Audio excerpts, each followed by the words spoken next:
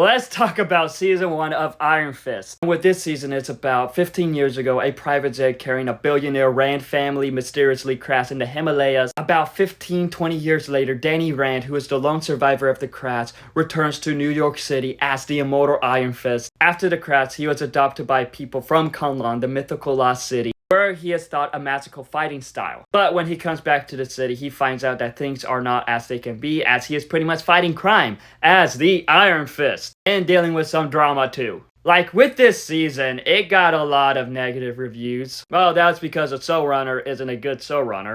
But with this season, it stars Finn Jones as Danny Rand, the Iron Fist, and I'm not gonna lie, I thought he was good. He was pretty much doing what he was told to do, and I thought he was good as Iron Fist. I thought he was good as Danny Rand. We also do get Jessica Henwick as Colleen Wing, and she was great alongside Danny. They had great chemistry with one another, great dynamics with one another. But I do admit, this season could have had better writing. As with this series, character stuff did get a bit annoying with certain side characters. And even though we do get a little bit more of the mythical stuff, it could have explored a little bit more of that too. Well, it could have explored much more of that. I remember reading about how Finn Jones didn't have enough time to train and all that, which was why some of the action stuff was off.